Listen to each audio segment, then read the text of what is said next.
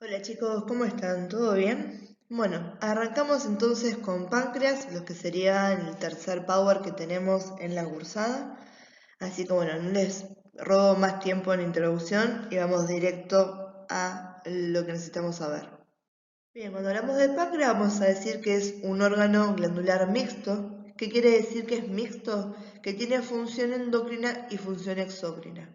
La diferencia entre uno y otro es que las glándulas endocrinas vuelcan su contenido, generalmente hormonas, hacia el torrente sanguíneo, mientras que las glándulas exócrinas vuelcan su contenido a través de conductos hacia las cavidades o hacia el exterior. En este caso el páncreas puede hacer las dos cosas, ¿sí? Va a ser el que me sintetiza un montón de productos a los cuales voy a volcar al torrente sanguíneo, como la insulina o el glucagón, ¿bien? Pero a su vez también va a ser el responsable de sintetizar el jugo pancreático, que este va a atravesar el conducto pancreático principal, ¿se acuerdan que lo nombramos cuando vimos vías biliares? Y eso va a desembocar en una cavidad, en este caso la segunda porción del duodeno, ¿bien? Morfológicamente, el páncreas tiene una forma alargada, ¿sí? Cónica. Vamos a ver que se distinguen de diferentes partes que vamos a hablar en las próximas diapos. Pero para que ustedes me entiendan, ¿sí? Si hablamos de cabeza y cola, la cabeza es la que está en contacto, escondida ahí en el marco duodenal, y la cola está haciéndole cosquillas ahí, el vaso está tocando lo que sería este órgano. ¿Bien? Entonces, una cosa interesante siempre cuando lo hablamos desde la anatomía es entender las relaciones que tienen, porque generalmente esas relaciones nos ubican al órgano, ¿sí? Nos sirven para pensar qué funciones puede tener y con quién va a estar involucrado, ¿sí? Entonces, la relación directa que va a tener el páncreas, ¿sí? Bien en la profundidad del abdomen, va a ser con el duodeno, con los conductos biliares, con el estómago y con el vaso. Bien, hablando morfológicamente, vamos a ver que podemos separar el páncreas en 5 porciones. Bien, y además, por otro lado, lo que es el sistema ductal. En esta diapo las vamos a nombrar, se las voy comentando, y en la siguiente tenemos las imágenes para poder plasmar todo esto que estamos diciendo ahora en palabras, ¿sí? Yo siempre consideré que la forma de entender anatomía y fisiología es dibujando y a través de gráficos porque es la forma más rápida realmente de focalizar los conocimientos. Bien, entonces decimos que está separado en 5 porciones: cabeza, proceso unciforme, cuello, cuerpo y cola. Bien, la cabeza es esa parte que va a estar en relación con la curvatura duodenal, ¿sí? Entonces la cabeza es la que está bien ahí en relación con la segunda porción del duodeno, ¿sí? El proceso unciforme, ¿sí? Comienza posterior a la cabeza, ¿sí? Y tenemos de referencia unos vasos, ya cuando hablamos de vasos estamos hablando en este caso de arteria y vena, ¿sí? Que van a ser los vasos mesentéricos superiores. Estos vasos son súper importantes cuando hablamos de la irrigación a nivel del abdomen, ¿sí? Entonces los marcamos ahí como lo que sería el cambio de una región a la otra, ¿sí? Después del proceso unciforme, ¿sí? Que esto está dentro de lo que es la cabeza, tenemos el cuello del páncreas, ¿sí? El cuello del páncreas va a ser anterior a los vasos mesentéricos superiores, ¿bien? Y después de que está el cuello, vamos a ver que tenemos a la vena porta, ¿sí? Que está ubicada a la derecha de lo que es la cabeza del páncreas, ¿sí? Estamos yendo hacia la derecha, ¿bien?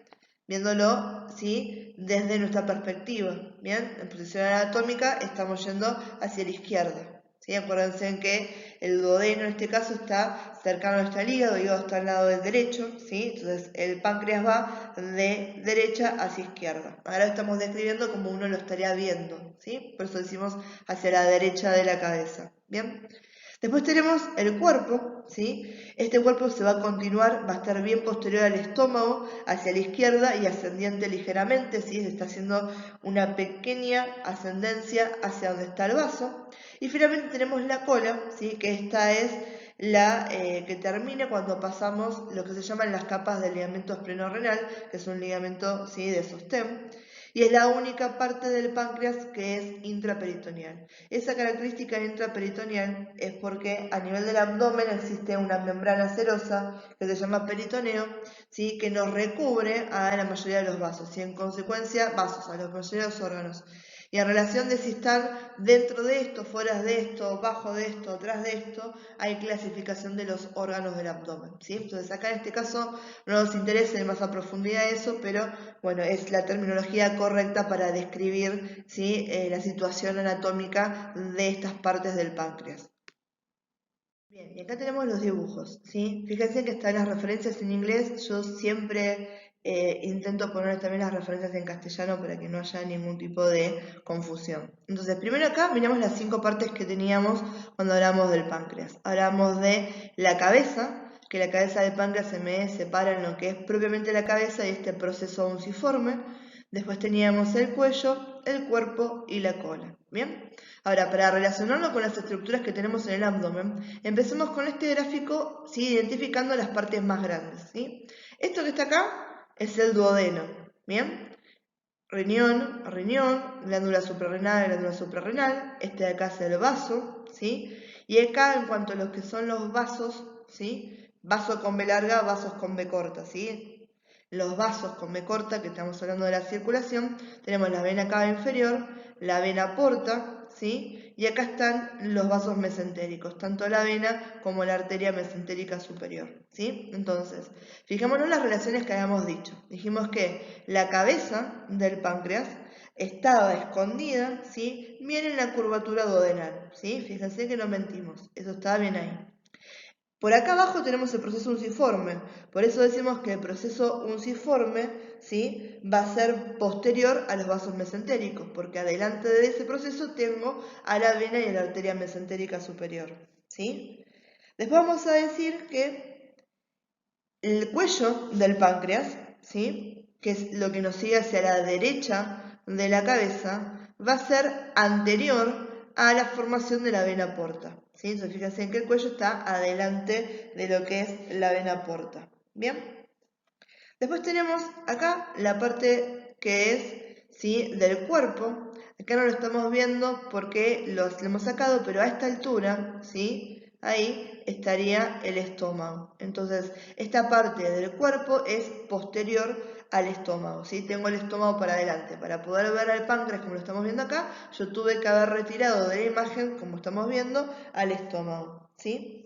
Y después tenemos la cola, ¿sí? Que está pasando el ligamento espleno-renal. Fíjense, espleno-renal, espleno de vaso, renal de riñón, ¿sí? Casi le digo hígado, ¿sí? Espleno-renal, las palabras son súper buchonas, ¿sí? Y ahí llegamos a la última parte del páncreas, que era la cola, esa era la que estaba en relación directa con el vaso.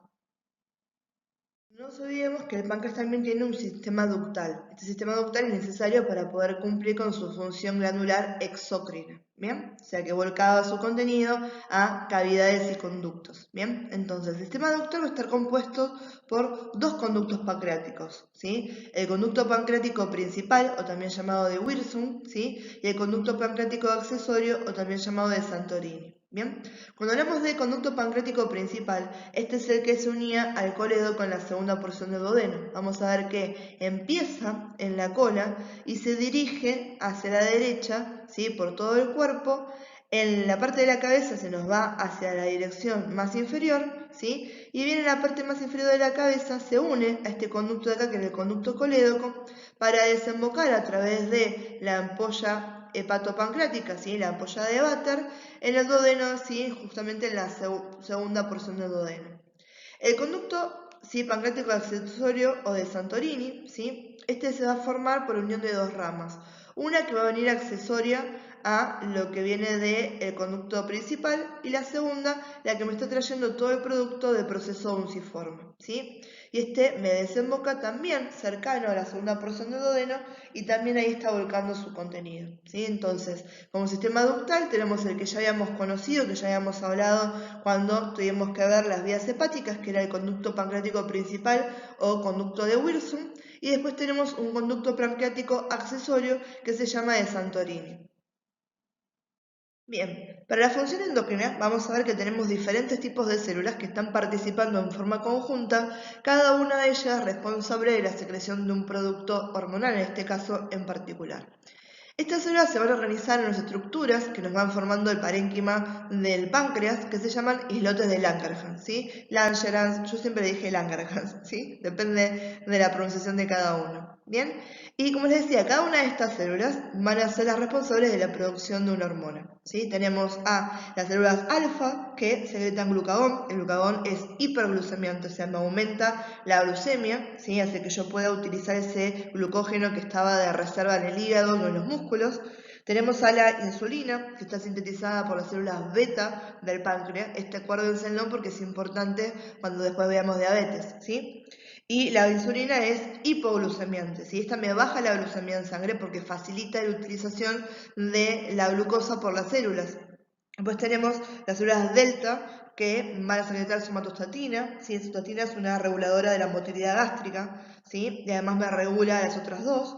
Y después tenemos a las células F, ¿sí? Que nos van a secretar al polipéptido pancreático, que este es un regulador de la función secretoria entre funciones accesorias a lo que es la digestión, ¿bien? Y una que no os nombré acá, que después se las nombro creo que en la siguiente, tenemos a las células epsilon, ¿sí? Que las células epsilon secretan grelina, que la grelina es la conocida como la hormona del hambre, ¿sí? Es la que nos dice que tenemos hambre, ¿bien? Pero las que más me interesan de acá son estas cuatro que ustedes tengan en cuenta: insulina, somatostatina, glucagón y polipéptido pancreático, ¿sí? La grelina la perdonamos en este caso, ¿sí? Y nos queda solamente como un dato de color. Bien chicos, recién cuando vimos la introducción hablamos de esto, de qué célula me produce qué hormona, ¿bien? En la siguiente diapo tienen un cuadrito de resumen también, pero ustedes ya me conocen creo que a este punto y saben que me encanta repetir las cosas. Entonces, como nosotros están resumidos, ¿sí? Esta es la diapo que vamos a hablar un poquito más en profundidad, porque a mí me interesa que ustedes cuando me dicen esas cosas resumidas realmente hayan entendido, ¿sí? ¿Qué significa que es hiperglucemiante, que es hipoglucemiante, ¿sí? Entonces vamos acá a verlo un poquito más a profundidad y después ya seguimos con otros temas, ¿bien? Entonces dijimos que teníamos en particular 4 células y 4 productos hormonales de interés cuando hablamos del páncreas. Y pobre la grelina, a esta la dejamos de costado. Ahora después la voy a tocar un chiquito igual, ¿sí? Entonces, vamos a ver que en líneas generales estas hormonas van a intervenir por un lado, en la regulación de la glucemia, ¿sí? Van a ser hiperglucemiantes o hipoglucemiantes, ¿sí? Van a permitirme que los niveles de glucosa en sangre se mantengan estables, que es lo que siempre está buscando el cuerpo, ¿sí? Entonces, esto lo van a hacer induciendo la síntesis de glucógeno o induciendo la glucogenólisis, que es la conversión de glucógeno a glucosa, ¿sí? Cuando yo hago glucogenólisis, estoy utilizando la glucosa para poder tener ese factor de actividad, ¿sí? Acuérdense que la glucosa, yo siempre cuando lo explico en biología les digo, es el alimento de la célula, es lo que utiliza la célula para transformarlo en energía, ¿sí? Y cuando ya hice eso, entonces hablo la glucogénesis, ¿sí? Glucogénesis es la transformación de glucosa a glucógeno, ¿sí? Es un polipéptido, ¿sí? Un polipéptido, ¿sí? La glucosa es el monómero, el glucógeno es un polipéptido. De esa forma lo puedo almacenar en los hepatocitos a nivel del hígado y también a nivel muscular, ¿sí? Acá siempre vamos a hablar que estamos interviniendo sobre los hepatocitos porque ese es uno de los principales lugares donde lo voy a utilizar de reserva en procesos digestivos. El músculo generalmente lo utilizo cuando tengo gasto calórico por actividad, ¿bien? Pero bueno, son los dos puntos donde uno lo puede buscar. Entonces, teniendo eso encima, otra cosa, ¿sí? Ya me iba a olvidar y decía empezar a explicar lo otro. Otra cosa en la que van a intervenir estas hormonas va a ser en la regulación de la motilidad gástrica, los procesos digestivos y además van a interaccionar una con las otras, ¿sí? Entonces, fíjense que, por ejemplo, el glucógeno y la insulina tienen efectos que son contraproducentes, ¿sí? Son contrarios, no contraproducentes. Uno me eleva la glucosa en sangre, el otro me la disminuye, pero lo necesito porque siempre estoy buscando ese equilibrio, ¿sí? Ese equilibrio lo voy a obtener por la opción conjunta de estas dos hormonas, ¿bien? Entonces, ahora sí, ya que tenemos ese panorama, vamos a ver de vuelta cada uno en particular, ¿sí? La síntesis de la hormona y la función en particular de ellos, ¿bien? Entonces, empezamos con las células alfa. Las células alfa, lo que me están secretando va a ser glucagón, ¿sí? Entonces, células alfa liberan glucagón, ¿sí? El glucagón es hiperglucemiante, ¿sí? Aumenta el nivel de glucosa en sangre porque me estimula la formación de este carbohidrato a partir del glucógeno que yo tenía guardado o almacenado en los hepatocitos, ¿bien? También accesoriamente va a intervenir en el metabolismo de las proteínas y las grasas, ¿sí? Y cuando ya el cuerpo detecta que no necesita más la secreción de glucagón, cuando los niveles de glucosa en sangre están por arriba de lo necesario, ¿sí? Entonces, cuando yo ya tengo las necesidades satisfechas, el cuerpo ya no necesita que siga produciendo, siga utilizando glucosa. Entonces, ahí, ¿sí?, la hiperglucemia me inhibe la síntesis de glucagón, ¿sí? Después tenemos a las células beta. Las células beta son hipoglucemiantes. Estas me bajan el nivel de glucosa que yo tengo en sangre, ¿sí? Entonces, lo que hacen estas, facilitan que las células puedan incorporar esa glucosa, o sea, que la puedan utilizar, ¿sí? Entonces, si está dentro de la célula, no la tengo en la sangre, la estoy usando, ¿sí? Y además, este tema de que el cuerpo siempre está buscando tener esas reservas, porque no confía el cuerpo que nosotros nos alimentemos siempre. Entonces, estamos programados para que cuando la suma de la ingesta de esos carbohidratos que tenemos es mayor a lo que podemos gastar, al gasto calórico que realizamos, cierta parte de eso se almacena a nivel de los hepatocitos y a nivel del músculo, lo que me sobra de eso lo almaceno como tejido adiposo, ¿bien? Pero lo que estoy buscando acá es, estoy haciendo eso, la insulina me ayuda a que yo lo haya convertido, ese exceso de glucosa, en glucógeno y lo almacene en el hígado, ¿bien? Para que el día de mañana, cuando tenga, ¿sí?, valores que son, ¿sí?, muy hipoglucémicos, ¿sí?, que tengo muy baja el azúcar en sangre o la glucosa en sangre, bien dicho, ahí puedo hacer, ¿sí?, con el glucagón la síntesis de glucosa a partir de ese glucógeno que yo me guardé, ¿bien? Después tenemos las células delta y las células F. Las células delta me van a producir somatostatina, ¿sí? La somatostatina es un regulador de la motilidad gástrica. ¿Qué quiere decir esto? Que va a actuar sobre el músculo liso, tanto del estómago como de la vesícula. El músculo liso lo que tiene es la capacidad de contraerse, ¿sí? Al contraerse hace movimiento, ¿sí?, y hay flujo de sus contenidos, ¿sí? Se contrae la vesícula y la bilis, que es lo que estaba adentro, pasa a las vías hepáticas, se contrae el estómago y lo que tenía dentro del estómago pasa por el píloro al duodeno y al resto de la digestión, los procesos digestivos a nivel del intestino. ¿Bien? Entonces, cuando termina la digestión, ya terminé, entonces inhibe que estos dos se me contraen y que sigan haciendo esto al cohete porque yo no tengo nada más que digerir, ¿sí? Esta también va a inducir la glucogenólisis, ¿sí? Esa era la degradación de glucógeno a glucosa. Tiene control iónico y secreción de agua por las células epiteliales intestinales, ¿sí? Más me interesa que tenga este referente de que va a intervenir, inhibe la motilidad gástrica y además la somatostatina influye en las concentraciones que puedo tener de glucagón y de insulina, ¿bien? Por último, tenemos a las células F. Las células F que nos dan polipéptido pancreático, ¿sí? Estas son quizás las que están más relacionadas con los procesos y la regulación de los procesos digestivos, ¿sí?, sobre todo a nivel intestinal. Vamos a ver que estas también regulan la función secretoria, ¿sí?, y tienen efectos sobre los niveles de glucógeno hepático y las secreciones gastrointestinales, como les había dicho recién. Bien, el tema de cuando yo secreto esto de forma aumentada y cuando está inhibido tiene que ver, fíjense, más que nada con los procesos digestivos. Va a aumentar después de que yo comí alimentos que son ricos en proteínas, ¿sí? Va a aumentar, ¿sí?, cuando tengo mucho tiempo en ayuno, cuando estoy hipoglucémico por eso, ¿sí?, o cuando hago ejercicio que estoy teniendo un gasto calórico más de lo normal, ¿sí? Entonces, me está ayudando, ¿sí?, a nivelar los valores de ese glucógeno hepático. Y va a disminuir a causa de la somatostatina o cuando yo al paciente le doy de forma intravenosa glucosa, ¿sí? Entonces, células alfa, glucagón, células beta, insulina, células delta, somatostatina, células F, polipéptido pancreático. Las que nos quedaba era la grelina, ¿sí?, esta que estaba secretada por las células epsilon de los isósteres de Langerhans. ¿Por qué les dije que esta no me interesa tanto y por qué la relegamos ahí a un cuadradito en un costado? Porque en realidad la mayor parte de la síntesis de esta hormona se produce a nivel del estómago, ¿sí? En el páncreas es una producción secundaria, ¿bien? Entonces realmente cuando uno piensa en hormonas pancreáticas son estas 4 las que queremos que ustedes tengan de referencia, ¿sí? No quiere decir por eso que no nombremos la grelina, pobrecita está ahí, ¿sí? Se secretan también en estas células, ¿bien? Y esta, como les dije, es la conocida como la hormona del hambre, porque es la que me está indicando a mí, che, comé, tenés hambre. Y está bueno, si a uno les interesa buscar algo accesorio a esto, ¿no? No tiene que ver con la materia. Hay hay varios ensayos que se están haciendo con respecto a esta hormona para ver si se puede utilizar para controlar la obesidad, ¿sí? Porque estamos diciendo que controla el hambre. Si yo no tengo hambre, no como. Y si no como excesivamente, ¿sí? Ahí tenemos, ¿sí? Una reducción de la ingesta calórica que voy a convertir en grasa, ¿bien? Pero bueno, eso está todavía en vías de estudio, ¿bien? Y es una cosa un tanto de color para esto. Quédense con células alfa, beta, delta, células F, glucagón, insulina, somatostatina y polipéptido pancreático.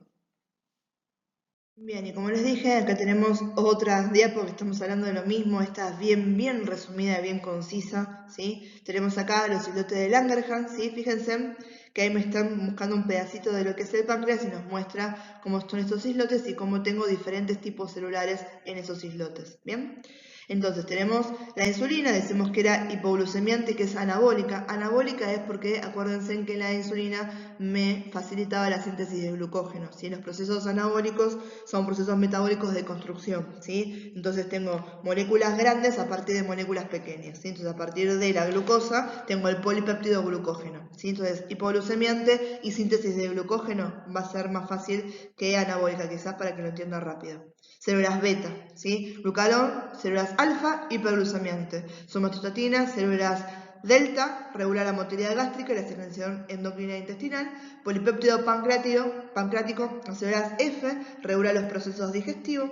Y algo que no les había dicho con respecto al polipéptido pancreático, estoy retrabada, pero no voy a volver a grabar esto. El polipéptido pancreático a veces lo pueden leer que las células que lo producen son las células PP. ¿Sí? Entonces lo pueden ver como células F o como células PP. Entonces nada, chicos, eso es porque me acordé ahora, si los leen en algún lado, quédense tranquilos que están hablando de exactamente lo mismo. Bien, cuando hablamos de función exócrina, ¿sí? Aquí estamos hablando de la producción del jugo pancreático por células que van a ser acinales y centroacinales, ¿sí? Ese jugo pancreático es el que volcábamos a través de los conductos, el conducto principal de Wilson o el conducto secundario o accesorio de Santorini, ¿bien? Y que volcábamos ahí en la segunda porción del duodeno, ¿bien? ¿Qué vamos a tener acá? Este es un concepto importante que creo que se los voy a repetir después, pero por los dos ya se los digo ahora. Es que las enzimas que van a estar en ese jugo pancreático, que van a ser principalmente uno de los contenidos que tiene este, ¿sí? Van a estar inactivas, ¿sí? Dentro del páncreas, las enzimas del jugo pancreático, estas enzimas son inactivas, ¿sí? Se activan recién cuando llegan a la porción intestinal, ¿bien? Este es un concepto muy importante para entender después pancreatitis, ¿sí? Cuando está bloqueado, por ejemplo, la entrada al duodeno y esas enzimas se me activan dentro del páncreas y me lo empiezan a digerir, ¿sí? Entonces desde acá ya tengan ese concepto, ¿sí? Las enzimas son transportadas por el conducto pancreático hacia el conducto biliar en forma inactiva. Cuando entran en el duodeno se vuelven activas, ¿bien? Bien chicos, esta diapo está buena porque acá tenemos todo junto, ¿sí? Lo que nos está formando el parénquima pancreático. Tenemos por un lado a los islotes de Langerhans, ¿sí? Que es donde estaban dando toda la producción endocrina, y también tenemos a los acinos pancreáticos, donde vamos a tener células acinares y células centroacinares. Entonces, los acinos pancreáticos van a cumplir la secreción del jugo pancreático, que es la función exócrina del páncreas, y los islotes de Langerhans tienen la función endocrina del páncreas, que era la producción de las 4 hormonas de las que estuvimos hablando, ¿sí? Entonces, esto chusmenlo, quédense tranquilos. A mí lo que más me interesa de acá es que vean cómo está compuesto el parénquima del páncreas, ¿sí? Que tenemos las dos cosas. Por eso es una glándula mixta, puedo hacer endocrino y puedo hacer exócrino, secreción endocrina y secreción exócrina, ¿sí? Bien, las células acinales y las células centroacinales seductores tienen funciones secretorias diferentes, ¿sí? Las células acinales me van a sintetizar y liberar enzimas digestivas, que son un montón, ¿sí? La amilasa pancreática, la lipasa pancreática, la colesterol esterasa pancreática, la ribonucleasa, ¿sí? Tenemos también la tripsina, la quimiotripsina, ¿sí? Quédense tranquilos que yo se las nombro. Mientras que me digan células acinarias secretan enzimas digestivas, perfecto, ¿sí? Esto es lo que quiero que sepan, ¿sí? Se las nombro porque siempre me interesa a mí que tengan el contenido completo, ¿bien?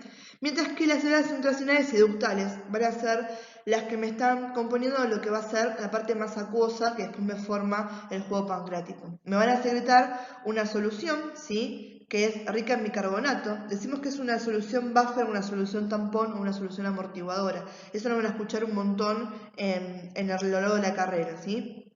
¿Y por qué es necesario esto? Acuérdense que todo esto que está siendo volcado a esta segunda porción del duodeno, donde van a intervenir el jugo pancreático, vino directamente del estómago. En el estómago tenemos pH ácido, tiene un pH de 5. ¿Bien? Y ese pH de 5 está todo bien, me lo banco en el estómago porque está listo para poder, ¿sí?, soportar eso. Las mucosas que yo tengo en el resto de lo que me queda del aparato digestivo no están preparadas para poder soportar un pH ácido, ¿sí? Entonces, esta solución rica en bicarbonato, ¿sí?, lo que me está haciendo, me neutraliza ese ácido que yo pueda contener, ¿sí?, que yo pueda tener en el contenido duodenal. ¿Bien? Entonces, las células acinares son productoras de enzimas digestivas, mientras que las células acinares, ¿sí?, y centroacinares, y ductales van a ser las productoras de esta solución tampón, buffer o amortiguadora que va a ser rica en bicarbonato. Entonces, cuando hablamos del jugo pancreático en su totalidad, estamos diciendo que es un líquido transparente que va a estar compuesto principalmente por agua, ¿sí?, por electrolitos, sodio, potasio, cloro, bicarbonato, y las enzimas digestivas que vimos recién, ¿sí?, aminasa pancreática, lipasa pancreática, tripsina, quimotripsina, y las 28.000 enzimas que también nombramos anteriormente, ¿sí?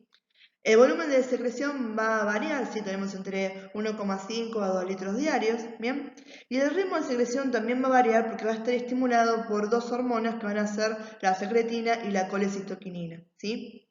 Tanto la secretina como la colecistoquinina van a ser producidas después de que el cuerpo haya recibido estímulo a nivel del intestino delgado y a nivel, por ejemplo, de lo que es el quimo. ¿Sí? ¿Se acuerdan? ¿El quimo vieron digestivo ustedes en algún momento?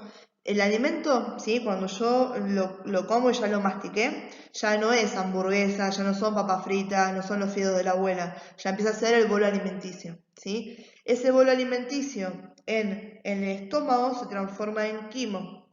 El quimo en el intestino delgado se transforma en kilo, ¿sí?, con Q, ¿sí?, con Q de queso. Y eso es como van marcándome en el proceso digestivo cómo se va degradando ese alimento, ¿sí? A nivel de intestinal tenemos quilíferos, que son los que me están absorbiendo la mayor cantidad de los nutrientes, ¿sí? Después de ese kilo sigue por todo el proceso digestivo y se convierte en las heces que van al inodoro con suerte, ¿bien? Entonces, el ritmo de secreción va a estar influido por dos cosas. Por un lado, la secretina y la colecistoquinina, ¿sí? La secretina va a influir directamente sobre la secreción del componente acuoso, ¿sí?, esto que me hacían las células centroacinares, y la colecistoquinina va a influir más que nada en la producción enzimática, o sea, va a influir sobre las células acinares, ¿bien? Y otra cosa que influye en esto va a ser el tipo de alimentos que estoy ingiriendo, ¿bien? Entonces, las funciones vamos a ver que son dos que ya nombramos, ¿sí? Nada más que acá se las pongo de esta manera para que les quede bien demarcado cuando les pregunto, chicos, función del jugo pancreático, esto y esto, ¿sí? Y ya se los dije 20 veces antes. Entonces, las funciones, vamos a ver, servía para neutralizar el quimo ácido, ¿sí?, que venía del estómago, ¿sí? ¿Se acuerdan que en el estómago tenemos un pH de 5? ¿Sí? Entonces, ahora cuando se me mezcla eso que viene del estómago con la bilis que vino de las vías biliares más el jugo pancreático, ¿sí?, lo voy a poder manejar y que ese pH me va a hacer a 6, 7, 9, ¿sí?, que es donde quiero que esté. ¿Bien?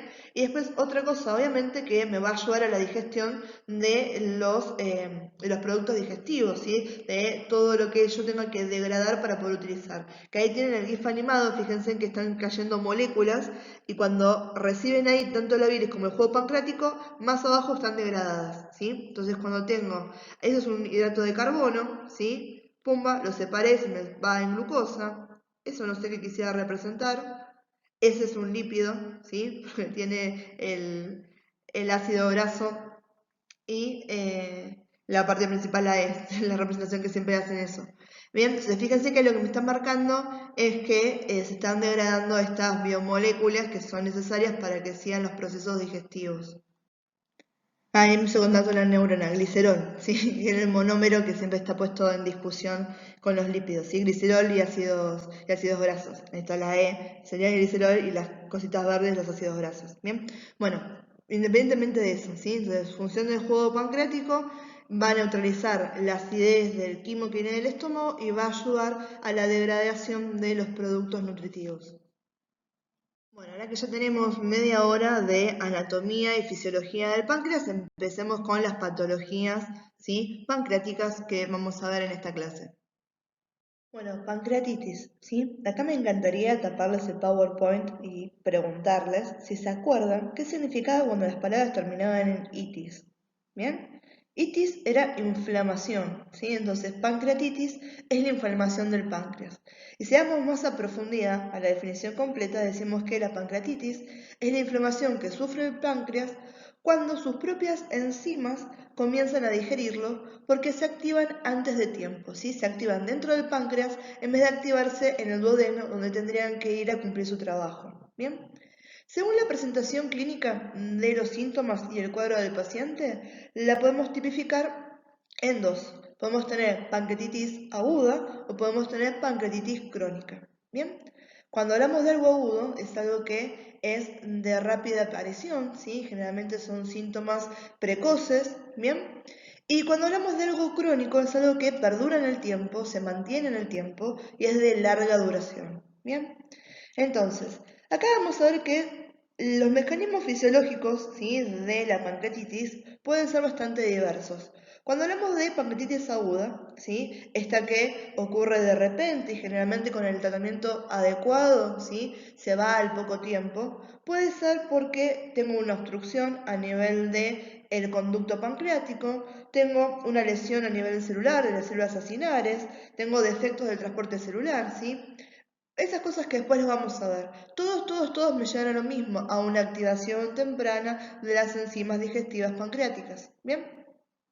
Entonces fíjense que acá nos dice a menudo causada por cálculos biliares, ¿sí? Los síntomas comunes van a ser dolor intenso en la parte superior del abdomen, ¿sí?, que ahí es donde tengo al páncreas, náuseas y vómitos porque va a estar afectada la función digestiva, ¿sí? Y el tratamiento generalmente son fluidos para contrarrestar la deshidratación que puede tener el paciente, antibióticos si la infección nos lleva a antibióticos y antiinflamatorios más que nada, ¿sí?, y analgésicos por vía intravenosa. Bien.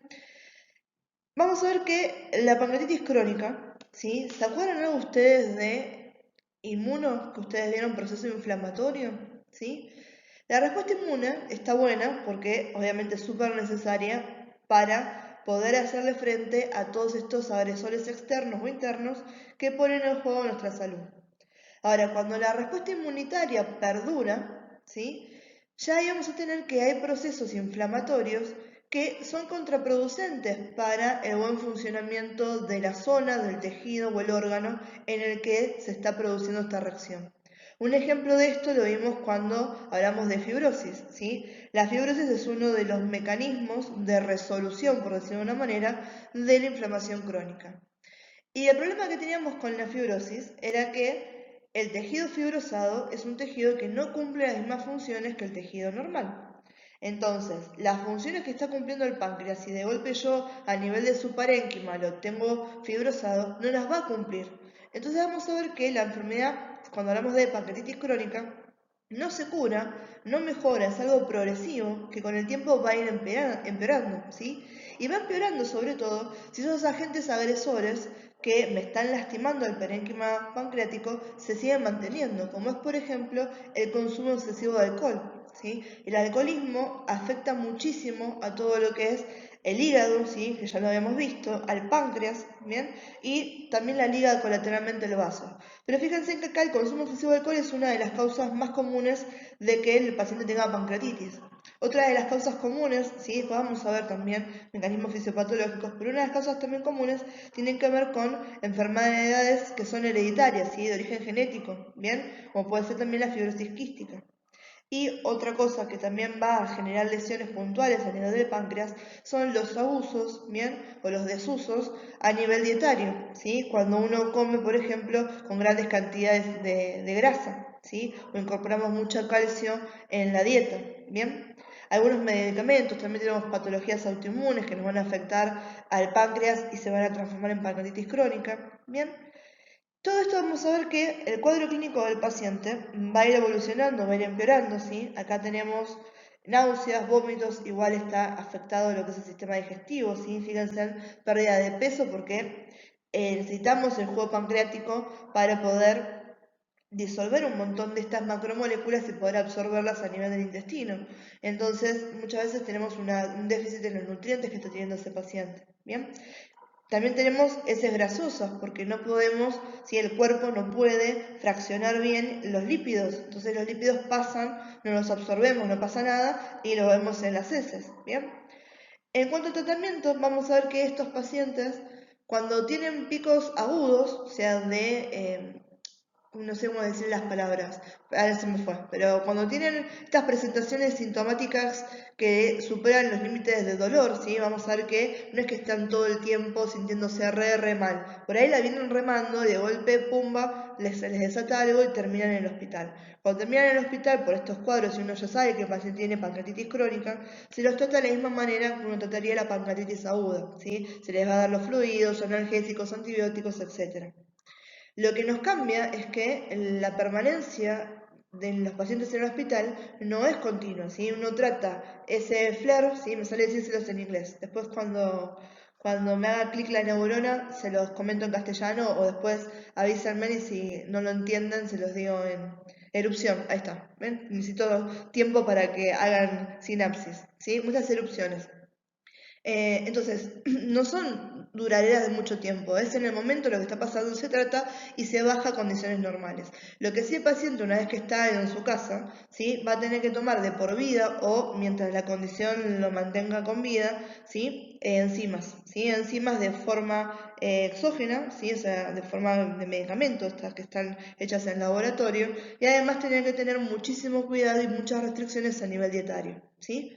Entonces, para volver a poner esto en eje, ¿sí? Tenemos pancreatitis, cuando hablamos de pancreatitis tenemos la inflamación del páncreas debido a que hay una activación temprana de sus enzimas digestivas, los que me llevan a que éstas me estén atacando el propio parénquima del páncreas.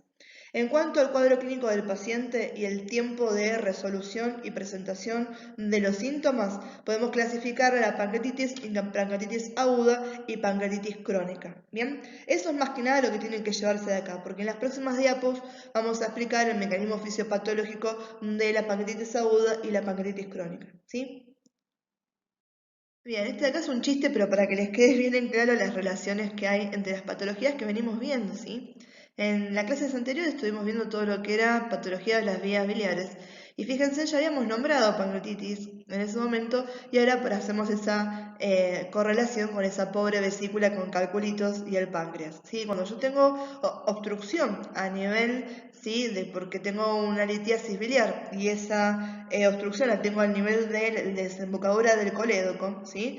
Muchas veces no me alcanza con lo que me está llegando a través del conducto secundario pancreático de Santorini, ¿sí? Yo lo que necesito es que ese conducto principal de Wilson me esté desembocando en el duodeno. Entonces, esa obstrucción me lleva a la activación temprana de las enzimas dentro del parénquima pancreático y eso es lo que nos causa la inflamación, ¿sí? Entonces, acá tenemos una relación directa entre patologías biliares y la pancreatitis.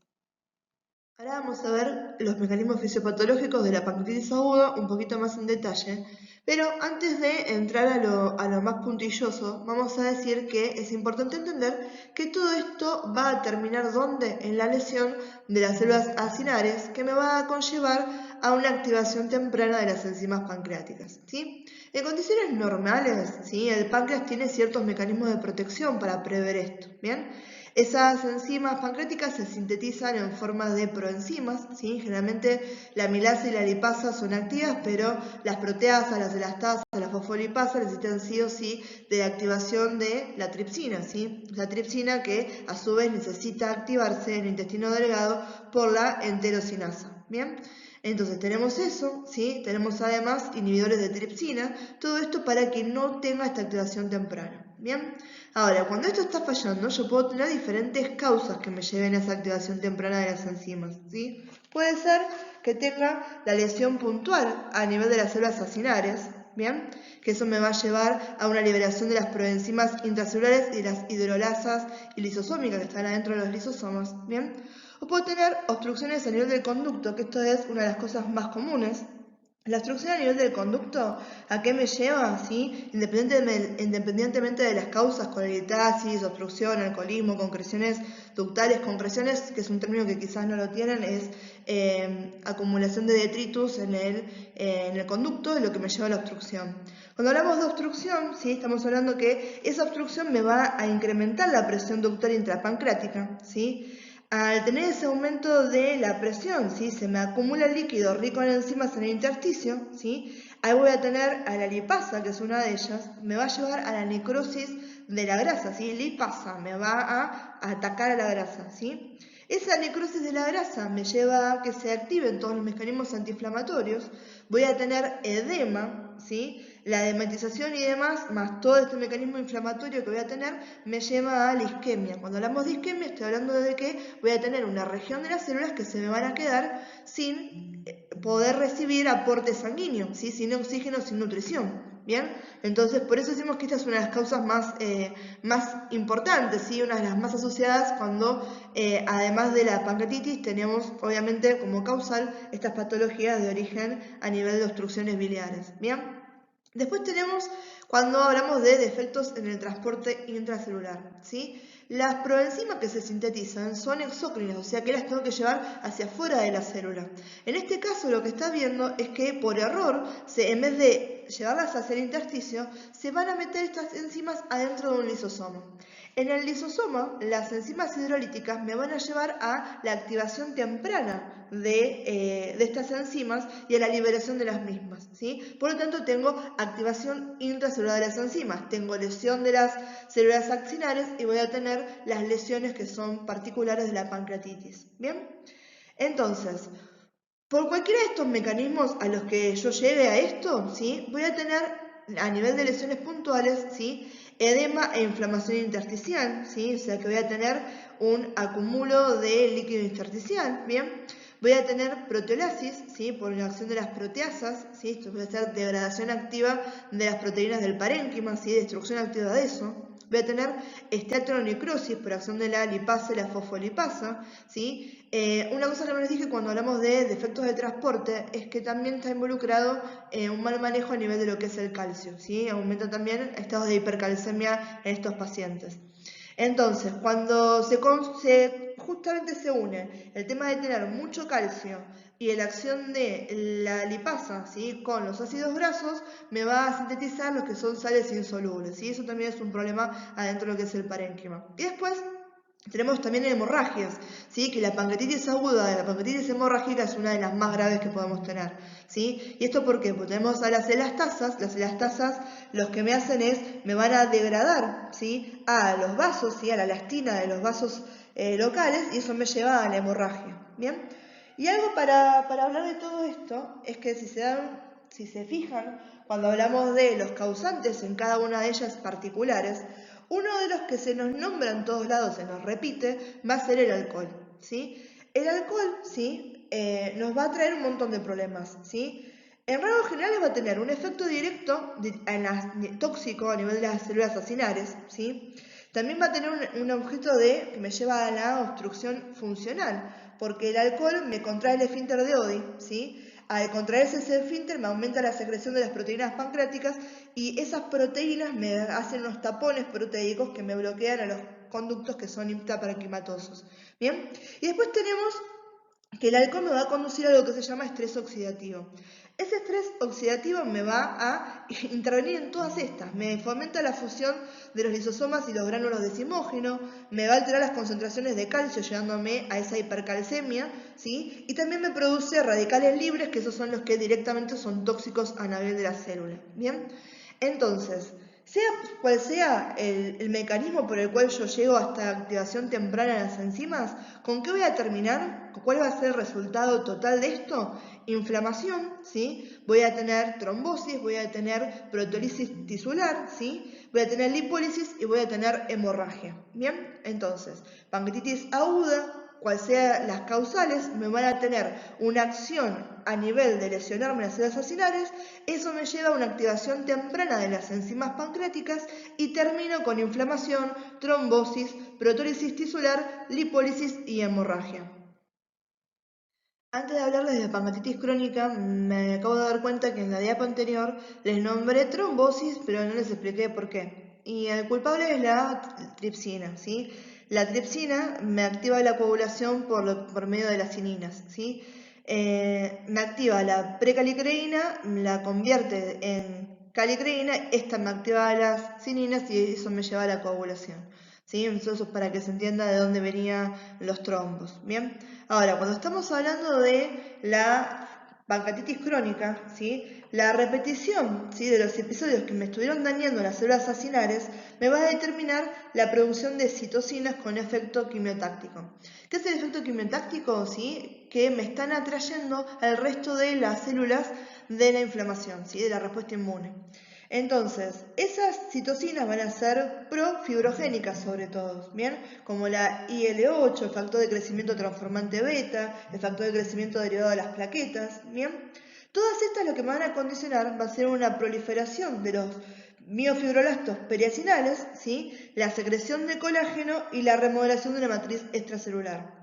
Ahora, ¿con qué terminamos cuando tenemos todo esto? Terminamos con una pérdida irreversible de la masa de las células acinares, con fibrosis y obviamente la consiguiente insuficiencia pancreática, ¿sí? Acuérdense en que la pancreatitis crónica no mejora, ¿sí? No mejora y va empeorando lamentablemente hasta llegar a la insuficiencia pancreática.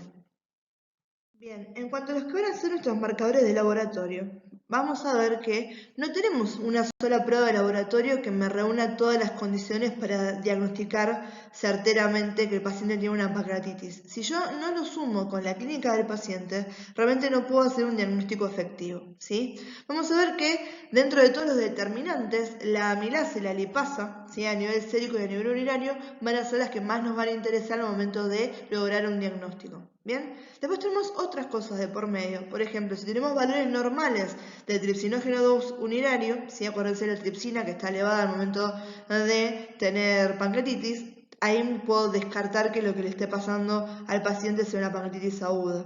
Si tengo una hipertransaminsemia, ¿sí?, que quiere decir que tengo las transaminasas altas, estas son unas enzimas de origen hepático, ¿sí?, están en otro lado, pero predominantemente en el hígado. Entonces me pueden decir que lo que tiene el paciente puede ser algo de etiología a nivel biliar, ¿sí? Puedo sospechar que sea de origen metabólico si tengo una hipertrigliceridemia o una hipercalcemia, ¿sí? Y después voy a ver que en las primeras 48 horas que ingresa puedo tener determinantes que me van marcando. Uno de los buenos determinantes que se puede emplear para evaluar la lesión, la intensidad de esa lesión, es la proteína C reactiva. Estas quédense tranquilos, después cuando veamos toda la parte de enzimas séricas vamos a poder dejarlas mucho más explicadas y más lindo todo, ¿sí? Ahora por lo menos creo que esta proteína C reactiva la vienen escuchando hace rato igual, ¿sí? Esta vamos a ver que la medimos a nivel sérico, ¿sí? Esa concentración tiene que ser mayor a los 150 miligramos por litro, pero el problema que tiene es que cuando se me activa estas y logra esas concentraciones, ya me pasaron de 48 a 72 horas. Entonces no es algo que quizás si el paciente tiene una clínica, un pico agudo, que le pasó algo y vino enseguida, la proteína C reactiva al toque me va a dar que está mal. Entonces tengo que esperar por lo menos de 48 a 72 horas para que tenga los valores normales, ¿sí? Vamos a hablar un poquito de la amilasa y la lipasa en la siguiente diapo. Bien, hablando entonces de la amilasa y la lipasa, ¿sí? Vamos a ver que van a ser durante las primeras 24 horas, ¿sí? Generalmente en las primeras 10 horas más o menos tiene un tránsito a nivel circulatorio de la amilasa alta, ¿sí? Entonces voy a poder tener concentraciones elevadas de la amilasa sérica durante las primeras 24 horas generalmente, ¿sí? 10 en algunos textos. Podemos ver que lo que me sigue a eso, ¿sí?, que se sostiene y es un poquito más específico, que me tira que es páncreas, porque la amilasa dentro de todo no es patognomónica, o sea, no me deja muy tranquila de que sí o sí lo que está pasando es relacionado únicamente con el páncreas. Sin embargo, la lipasa alta sí me da a empezar a ver un poquito más para el lado del páncreas. Entonces, las primeras 24 horas, la que se me eleva a nivel sérico va a ser la amilasa. Después, dentro de 72 a 96 horas y como una permanencia posterior, ¿sí?, mucho más prolongada que la amilasa, voy a tener concentraciones altas de la lipasa, ¿sí?, a nivel sérico. Y acá tenemos lo que dice costado en verde, ¿sí? Lo que les comentaba recién, que en el 85% de los casos de pancreatitis aguda está alta la amilasa, pero después tengo elevaciones fugaces de la amilasa, o cuando están elevados los triglicéridos, o incluso cuando tengo pancreatitis crónica, que esta está elevada, ¿sí? Puedo tener también amilasa a nivel urinario. De vuelta, esta no es específica de pancreatitis aguda, ¿sí? Pero la puedo medir también ahí porque persiste un poquito más tiempo, ¿sí? De 7 a 10 días, que la amilasa a nivel sérico. Entonces, cuando le hago el estudio de orina, también puedo ver que quizás la amilasa urinaria está alta, y cuando yo tengo la clínica del paciente, más lo demás, con ese dato me puede llevar a ponerle moño a la cosa, pero de vuelta no es algo específico, ¿sí? Y cuando tenemos amilasa en las muestras que sean de líquido peritoneal o de líquido pleural, ya me pueden decir que está hablando de complicaciones a otros niveles, ¿sí? Y también, especificidad es igual de similar a la amilasa sérica. Quiere decir que puede ser por pancreatitis o puede ser por otra cosa, ¿sí? Y como acá les vuelvo a repetir lo que les vengo diciendo, la lipasa sérica es mucho más específica, ¿sí? Y además los niveles van a permanecer elevados mucho más tiempo que lo de la amilasa, ¿sí? Bueno, basta de pancreatitis, pasemos a cáncer de páncreas, ¿sí? Esta neoplasia, que tiene origen en la glándula pancreática, vamos a ver que lamentablemente tiene mucha agresividad y tiene muy mal pronóstico. La mayoría de los cánceres pancreáticos, ¿sí? En un 90%, van a ser de presentación como tumores, ¿sí? Ductales del páncreas, ¿sí? Lo que sería adenocarcinoma ductal o ADP si tenemos las siglas. ¿Y por qué decimos que tiene muy mal pronóstico? Porque generalmente el diagnóstico de estos pacientes con cáncer de páncreas es tardío. Vamos a ver que esto se debe a que son muy inespecíficos los síntomas que presenta esta patología. Y además tengo como un doble boom de mala suerte con esto, porque por un lado son inespecíficos, lo que hace que yo no me dé cuenta temprano que me está pasando algo relacionado con el páncreas y no acceda a los médicos. Y sumado a eso, a que yo no me doy cuenta de lo que me está pasando, este evoluciona rápidamente, ¿sí? Entonces, tengo que es muy agresivo, evoluciona rápidamente, ¿sí? Eso se me complejiza el cuadro muy rápido, pero en esa etapa temprana no me voy a dar cuenta, ¿sí? Voy a pasar un tiempo hasta que realmente se exprese la sintomatología, haga que yo concurra al médico y que puedan centrar todo esto a nivel de cáncer de páncreas, ¿bien? Entonces, ¿eso a qué me lleva? A que el diagnóstico sea tardío, ¿sí? Porque me cae tarde el paciente, ¿sí? Es inespecífico la sintomatología, por ahí pasa por otros especialistas hasta que uno la pega con algún determinante y te das cuenta que es cáncer de páncreas. Entonces, ese diagnóstico tardío es muy grave para nosotros, porque para nosotros tiempo de salud, ¿sí? Cuanto más tardo en darme cuenta de lo que está haciendo, menos posibilidades tengo en líneas generales de resolverlo, ¿sí? Entonces, el 90% van a ser, ¿sí? Adenocarcinomas ductales de páncreas. El resto, ¿sí? Pueden ser neoplasias pancreáticas, ¿sí? Como el adenocarcinoma acinar, ¿sí? Más que nada. Después tenemos tumores neuroendócrinos pancreáticos como el insulinoma, ¿sí? Este que se origina en las células beta. Tenemos tumores quísticos, tenemos pancreoblastoma, que este es de origen embrionario y lo voy a tener en la infancia. Por suerte, este es solamente de un 0,5% dentro de todos estos. Y estas otras presentaciones tienen diagnósticos diferentes, tratamientos diferentes y generalmente, ¿sí? Los que no sean estos, que son la mayoría, tienen mejor pronóstico en cuanto al tratamiento, ¿sí? Entonces, otra vez, el que más agresivo es y el peor de todos es el que más chances tengo de desarrollar un 90% y ese 10% que me queda son todos estos que nombramos recién. Bien, vamos a ver los factores de riesgo, ¿sí? Yo más que nada esto siempre los asusto con la parte del alcoholismo y del tabaquismo para que si tienen esos hábitos o mal hábitos, traten de controlarlos o fijarse más. El alcoholismo, bueno, es una patología, ¿no? Tabaquismo quizás es algo más frecuente y de índole social que uno entiende, ¿no? Lo difícil que es dejarlo por toda la química a nivel neuronal, pero cuando vamos a seguir avanzando y el alcohol y el tabaco van a ser los principales enemigos y los principales potenciadores de un montón de patologías, ¿sí? Eso no quiere decir, chicos, que me pasa siempre, que cada vez que salen de la clase de fisiopato, todos terminan teniendo la sintomatología de lo que acabamos de explicar, ¿sí? Porque ahora después terminan de escuchar, y si estaban escuchando esto con la abuela tiene cáncer de páncreas, el perro tiene cáncer de páncreas, yo también tengo cáncer de páncreas. No se me da en la cabeza. Yo lo conozco porque me acuerdo de mis épocas cursándolo y sí, cuando te dicen las cosas, y tengo todos los factores de riesgo, tengo todos los síntomas, tengo todo lo que están diciendo acá. ¿Sí? Tranquilos, pero tomen a consideración y acuérdense que ustedes son agentes de salud, ciertas cosas para interiorizarte un poquito más y tener en cuenta eso. ¿Sí? Entonces vamos a ver que los factores de riesgo van a ser, como les comenté recién, no sé si les dije o de la diapo anterior que no les grabé, que el cáncer de páncreas es mayor predominante en los hombres y sobre todo en la edad más adulta, de 60 a 80 años. Y acuérdense que es súper agresivo. Steve Jobs, el de Apple, murió por cáncer de páncreas. ¿Sí? Un par más de actores o de gente famosa en realidad que falleció por cáncer pancreático porque tiene una incidencia bastante alta, ¿sí? Se ubica a nivel mundial, es el cuarto en prevalencia, o sea, ¿cuántos tengo? Está debajo del cáncer de pulmón, abajo del cáncer de colon y el de mama. Después ahí viene cáncer de páncreas. Entonces es una presentación frecuente.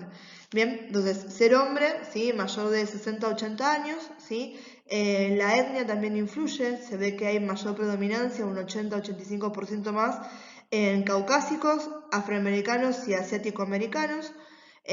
Los antecedentes familiares, hay toda una, si a uno les interesa la parte de genética, está mapeado quiénes son a nivel genómico los oncogenes y los genes que están asociados al cáncer pancreático, ¿sí? Entonces hay árboles que son de 5 a 10% que son hereditarios y haber tenido también idea a nivel de familia es un antecedente que puede ser.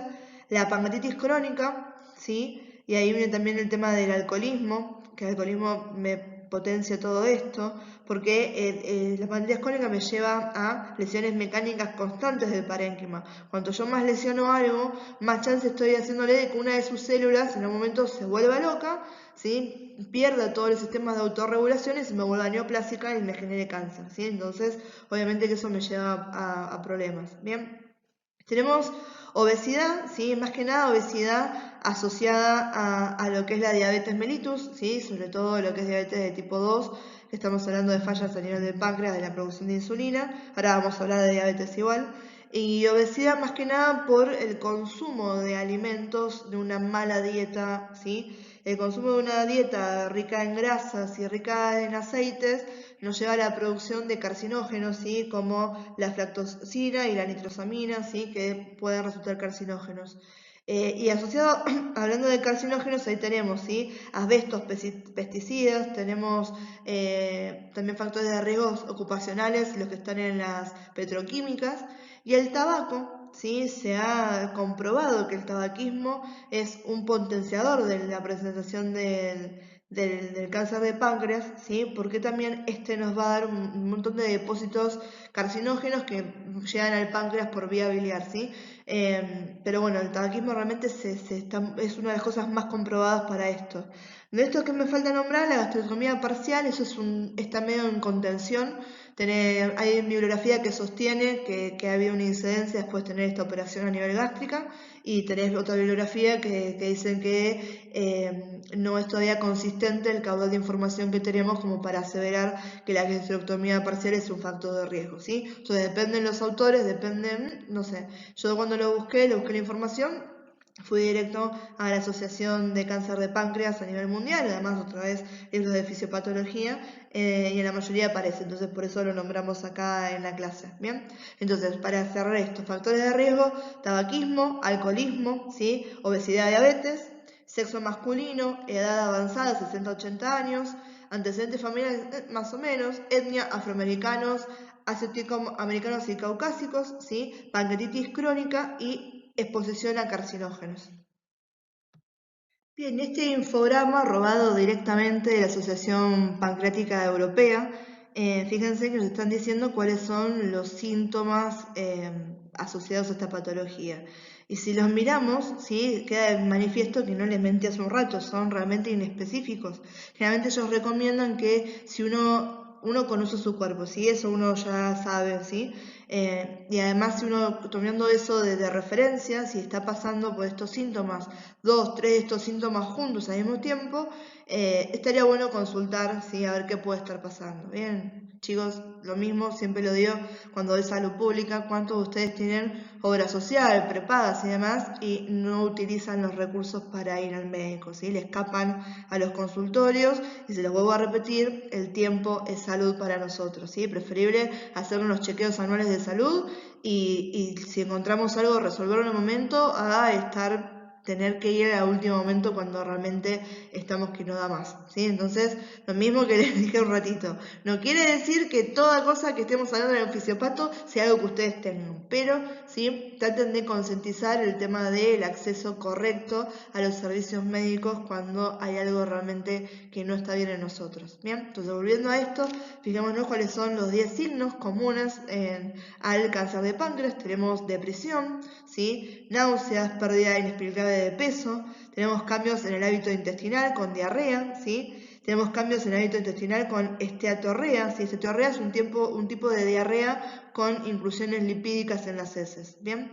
Tenemos trombosis de las venas profundas, ictericia, dolor abdominal, ¿sí? Dolor en la parte media de la espalda, ¿sí? Más o menos asociado donde está el páncreas, diabetes de nueva aparición, no asociada al aumento de peso. Bien, entonces, de vuelta, fíjense en qué inespecíficos que son todos estos síntomas para poder, signos, para poder asociarlos directamente al cáncer de páncreas. ¿Sí? Entonces, fíjense que abajo dice, si experimenta de manera continuada 2 o más de estos síntomas y no son normales para usted, debe consultar a su médico de atención primaria, ya que pueden indicar cáncer de páncreas. Pueden, potencialmente, ¿sí? Ninguno de estos síntomas son una sentencia concreta de cáncer de páncreas. Que aguante, chicos, vamos que tenemos una hora ya de que me están escuchando, pero con esto diabetes terminamos, o como decía mi abuela, la diabetes, tengo alta la diabetes. Así que con esto terminamos, ¿sí? Vamos a ver que esta es una patología que se presenta cuando tenemos hiperglucemia, o sea, quiere decir que tengo niveles de glucosa o de azúcar en sangre demasiado altos.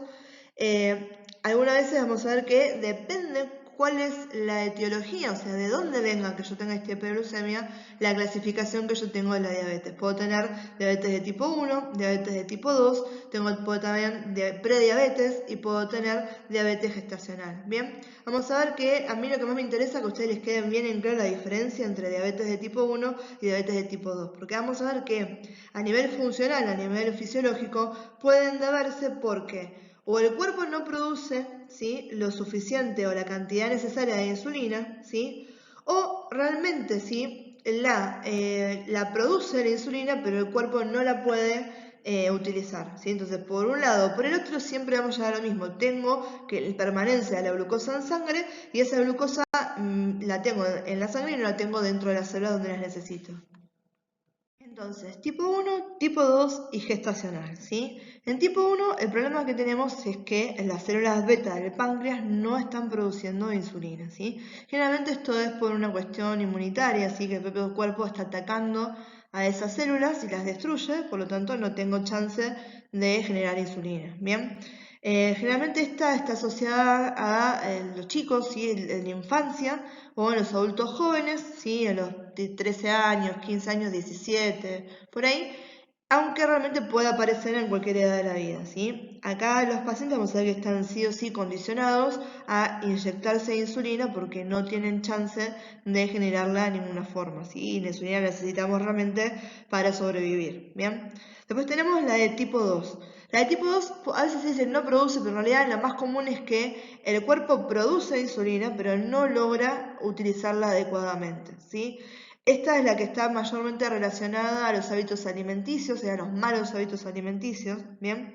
Esta puede aparecer en cualquier edad, pero está más unido a lo que es las personas de mediana edad y los ancianos, porque generalmente o uno quisiera, ¿no?, que los chicos tengan hábitos más saludables en cuanto a la alimentación. Hoy en día estamos viendo un surgimiento de la diabetes infantil, no de tipo 1, de tipo 2, por la obesidad infantil que está habiendo, ¿sí? Pero generalmente somos nosotros los adultos los que tenemos malos hábitos cuando comemos y demás, y que terminamos realmente generando esto en nuestros propios cuerpos. Bien, este es entonces el tipo más común de diabetes que tenemos. Estos pacientes pueden manejar la patología con dietas, ¿sí? Con ejercicio y demás, y si no, también con medicamentos. Generalmente el más común que van a escuchar ustedes es la metformina. Después tenemos lo que es la diabetes gestacional. Esto es en las mujeres embarazadas, ¿bien? Es por una interacción que tienen las hormonas de la placenta que lo que me hacen me inhiben, ¿sí? O me contrarrestan la acción de la insulina. Entonces es, mientras está embarazada la mujer, ¿sí? Es que está en esta etapa gestacional, ¿sí? Muchas veces cuando después de parir, que se normaliza casi todo a nivel hormonal en la mujer, ¿sí? Desaparece. Entonces después de que nace el bebé, la mujer vuelve a la normalidad, ¿sí? Pero me predispone que si tuvo varios embarazos y en los varios embarazos tuvo diabetes gestacional, ya está predispuesta esa mujer que más adelante en su vida tiene riesgos altos de desarrollar diabetes de tipo 2. Bueno, y acá tenemos dos chistes también. Yo amo a este autor, me encantan los dibujos que hace.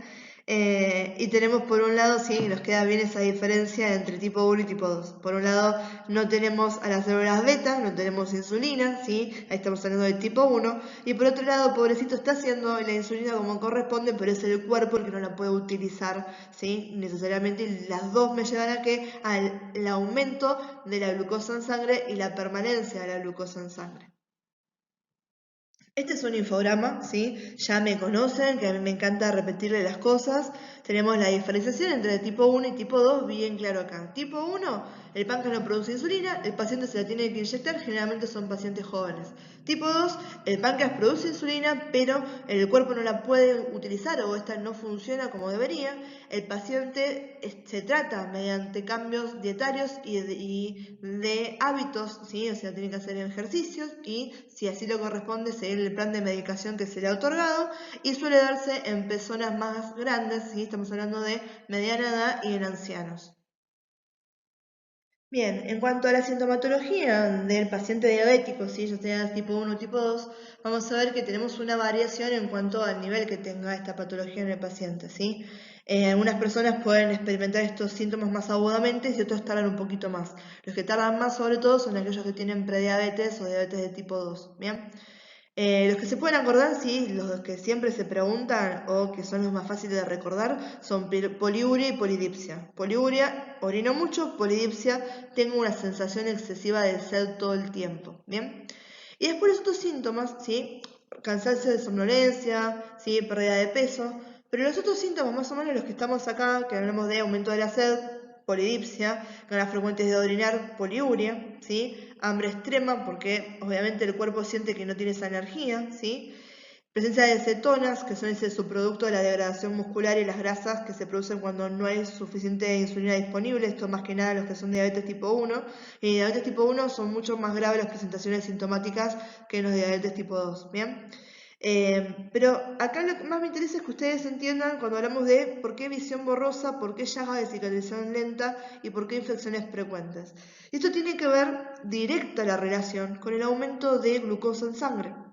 ¿Sí? La glucosa en sangre termina lastimando a las paredes vasculares, ¿sí? Entonces, termina lastimando a las paredes vasculares y eso me lleva a un montón de problemas, ¿sí? Por eso una de las cosas que decimos, si ustedes tienen algún familiar diabético en su casa, por favor que no se corten las uñas de los pies solos. Una de las patologías más graves que tenemos nosotros es el pie diabético, ¿sí? ¿Por qué?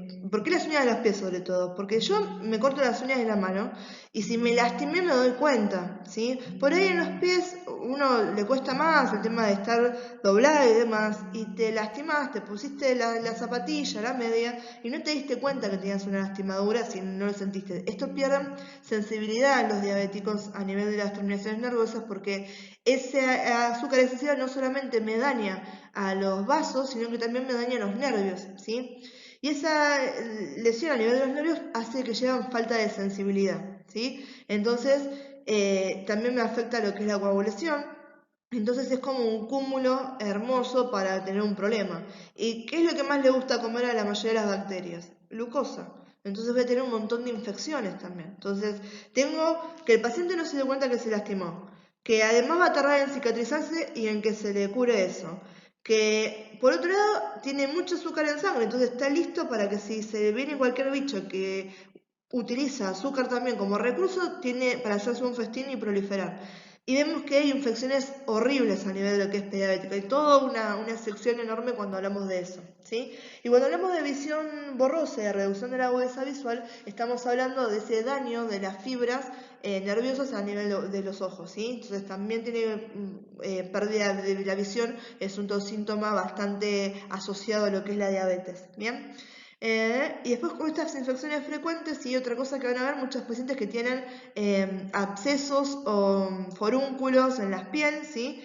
Y después otra vez infecciones en las zonas donde el aumento de la glucosa puede alterar, ¿sí? Como vemos en la vagina, ¿sí? En las encías, a nivel de lo que es cutáneo en la piel, un montón, ¿bien? Entonces, eso para que entiendan por qué, ¿sí? Y después, si se tienen que acordar, por lo menos díganme en poliuria, polidipsia, ¿sí? Díganme lo de la reducción de la agudeza visual, que eso es importante, ¿sí? Y díganme, por favor, lo de la cicatrización lenta o la alteración de la glucosa a nivel vascular y a nivel nervioso, ¿bien? Bien, vamos a hablar de los factores de riesgo para cada uno de los tipos de diabetes, ¿sí? En cuanto a lo que es la diabetes de tipo 1, en realidad uno de los más preponderantes es la presencia de células del sistema inmunitario, estos autoanticuerpos que generan daños justamente a nivel de las células beta, ¿bien? Después tenemos factores ambientales que no están muy comprobados, pero por ejemplo, circunstancias como la exposición a enfermedades virales, ¿sí? Se han relacionado con la propagación de diabetes de tipo 1. Antecedentes familiares sí, porque hay como un componente genético en esto, si tenemos familiares directos con tipo 1, y en base a eso también tenemos una ubicación geográfica.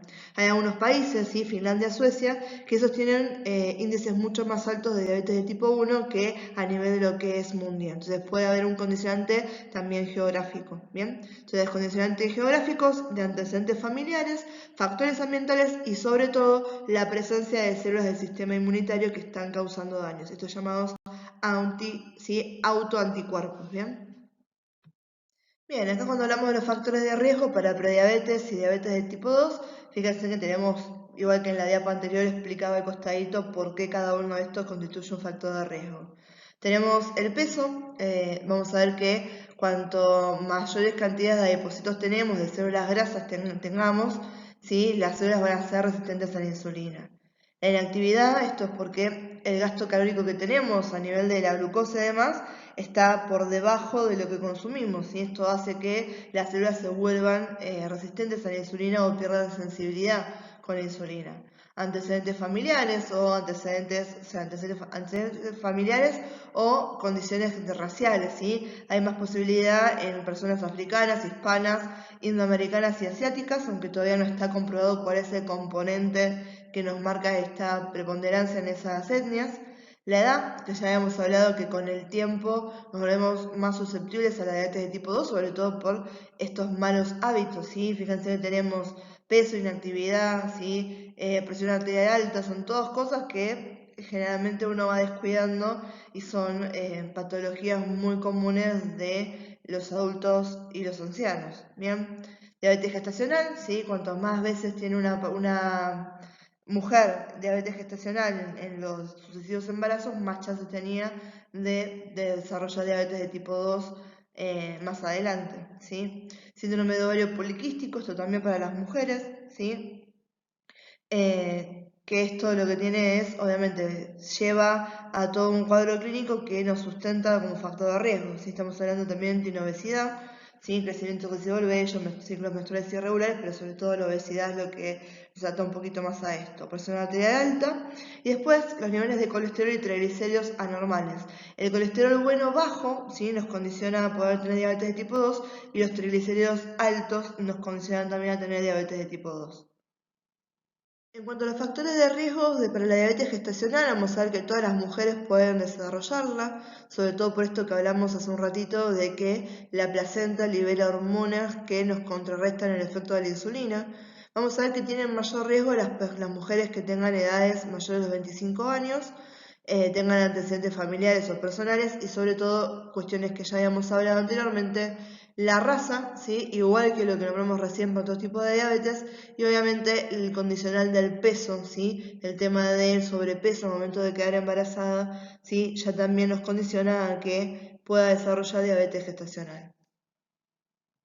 Bien, y acá estamos viendo algunas de las complicaciones que puede tener el paciente diabético. Y fíjense que no son pavadas.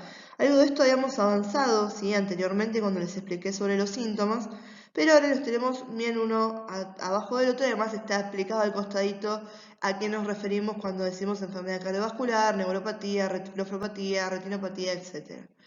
Enfermedades cardiovasculares sí, tiene que ver más que nada con el estrago que está haciendo el azúcar, la glucosa, que permanece en la sangre a nivel de los vasos sanguíneos. Bien, acá vamos a tener que tenemos patologías, sobre todo a nivel arterial, ¿sí? Lo que sería la angina de pecho, ataques cardíacos, ACV, ¿sí? Y también aterosclerosis, que es el estrechamiento de las arterias. Hablamos de neuropatías, ¿sí? Acá estamos hablando de daño a nivel nervioso, que viene condicionado a la alteración y este daño que le hacemos a nivel vascular, ¿sí? Esos capilares, que son los primeros que se me lastiman cuando tengo exceso de glucosa en sangre, dejan de darle sangre, ¿sí? Los nutrientes y el oxígeno a los nervios, ¿sí? Especialmente a nivel de las piernas. Entonces, ¿esto qué nos provoca? Provoca que el paciente empieza a tener pérdida de sensibilidad. Van a empezar con hormigueo, entumecimiento, ¿sí? A veces pueden tener sensaciones de ardor o de dolor y generalmente esto está yendo, se irradia, o sea, empieza en un lado y termina desde las extremidades hacia más para arriba, o empieza en las palmas de las manos, que muchas personas diabéticas sienten también eso, ese cosquilleo, ese hormigueo y entumecimiento de las puntas de los dedos, ¿sí? Y a nivel de los pies también, ¿sí? Por eso acá me voy a pasar de daño en los nervios directamente a daños en los pies, que yo ya les había hecho la aclaración del pie diabético, ¿sí? Y vamos a ver que están afectadas las dos cosas, está afectado el flujo sanguíneo y está afectado también en los nervios a nivel de los pies, ¿sí? Esto me aumenta al 100% las probabilidades de complicaciones que tengo a nivel de esa extremidad, ¿bien? A lo mismo, ¿sí? Este exceso de azúcar en sangre nos puede generar nefropatías, ¿sí?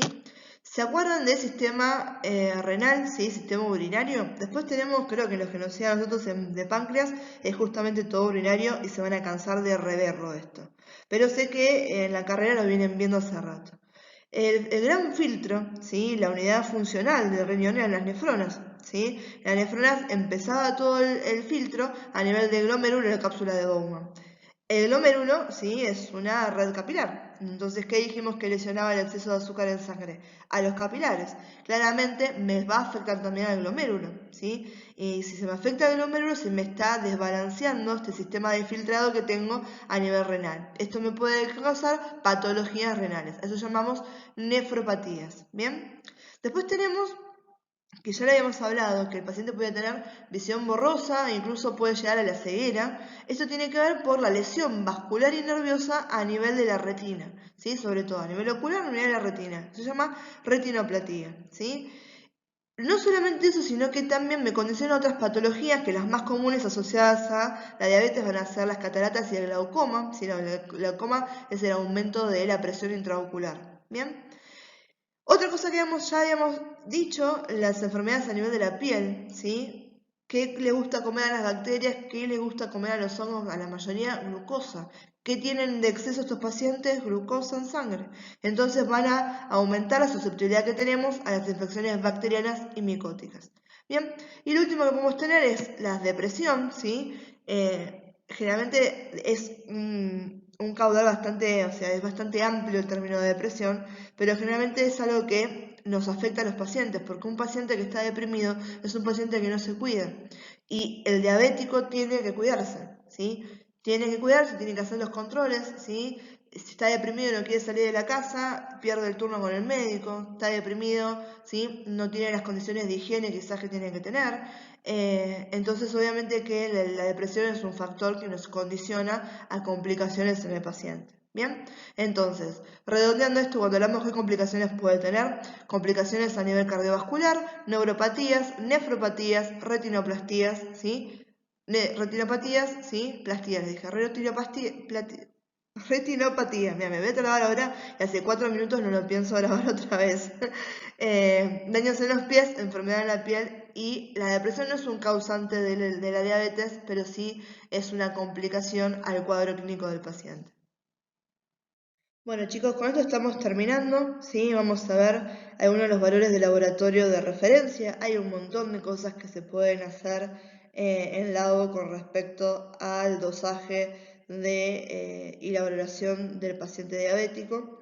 Vamos a ver que acá estamos hablando sobre qué es lo que me determina que el paciente esté hiperglucémico o hipoglucémico y la diferencia que hay que sea la toma de esa glucemia postprandial o preprandial, quiere decir preprandial antes de la comida, ¿sí? Postprandial quiere decir 2 horas más o menos después de que terminamos de comer, ¿bien?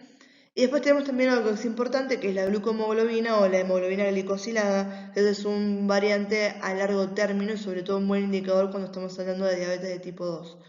Estos valores que están viendo ustedes en el Power están sacados de un nuevo paper o protocolo que sacaron al fines de 2019, 2 asociaciones que marcaron una valoración bastante copada en nuevos protocolos de tratamiento para estos pacientes, que son la ADA, que es la Asociación Americana de Diabetes, y son la AACA, que es la Asociación Americana de Endocrinología Clínica. ¿Bien? Entonces, cuando hablamos sobre los rangos de la glucosa, lo que me está determinando si el paciente está hiperglucémico o está hipoglucémico, ¿sí? Y me lleva a condicionar esos niveles de glucemia con alteraciones a nivel fisiológico. Bien, entonces tenemos antes de la comida, o sea, lo que es los rangos de glucosa preprandial, ¿sí? Tenemos que, si tiene más de 125 miligramos sobre decilitros, estamos hablando de una hiperglucemia. De 100 a 125, ¿sí? En realidad si hablamos los estándares correctos serían de 100 a 124, estamos hablando de glucosa sanguínea moderadamente alta, ¿bien? Si estamos hablando de 70 hasta 130, ¿sí? Se consideran normales, en realidad de 70 a 100 es lo recomendado, ¿sí? 70 a 100 o 70 a 99, ¿sí? Y tenemos de 69 o de 70 para abajo, estamos hablando que estamos a niveles de hipoglucemia. Entonces, para que se les quede claro cuál es el rango estable del paciente, de 70 a 100, ¿sí? Más a 125, hiperglucemia. Menos de 70, hipoglucemia, ¿sí? Esto en el paciente que está en ayunos. Antes de la comida, toma de glucemia preprandial, ¿sí? Cuando hablamos de los rangos de glucosa, ¿sí? Postprandiales, después de la comida, acá estamos hablando que si el paciente tiene más de 180 miligramos sobre decilitros, está hiperglucémico.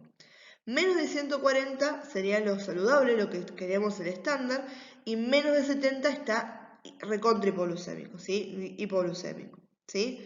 Entonces, lo que se recomienda, ¿sí? Es que estemos por debajo de los 180, ¿sí? Y en realidad, acá hay una discrepancia entre ambas asociaciones, ¿sí? La ADA, por ejemplo, me recomienda, mientras que esté menos de 180 no hay problema, en cambio la AAC, que por ahí tiene un poquito más de peso, pero ahí nomás, esa dice que tiene, sitúa este rango a los 140 miligramos sobre decilitros, ¿bien?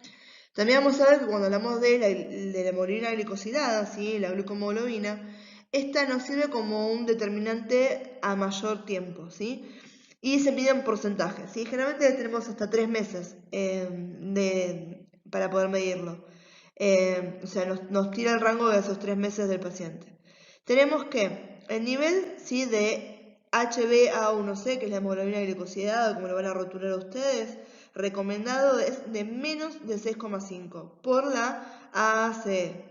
En cambio, cuando estamos hablando de la ADA, nos dice que tiene que estar por debajo del 7, ¿sí? Generalmente hay algunos pacientes que ya con 6% del nivel de hemoglobina glicosilada, que me están viendo la cantidad de glucosa que está en la membrana de los glóbulos rojos, ya pueden decir que están hipoglucémicos, ¿sí? Entonces estamos recomendados que estén, ¿sí? Por debajo del 6% o debajo del 7% cuando se mide en porcentaje la glucohemoglobina o la hemoglobina glicosilada. Bueno chicos, terminamos, ¿sí? Si aún estaba pensando cómo transformó 33 diapositivas en casi 1 hora y media de narración, todo es posible y sepan que ustedes tienen el enorme beneficio de poder ponerme pausa y retroceder. Así que bueno chicos, no los torturo más. Espero que esto les sirva. Como siempre, las dudas, por favor, háganmelas llegar, ¿sí? No hay duda tonta, no se queden con nada sin entender. Y bueno, nada, nos vemos en la próxima clase. Un beso enorme.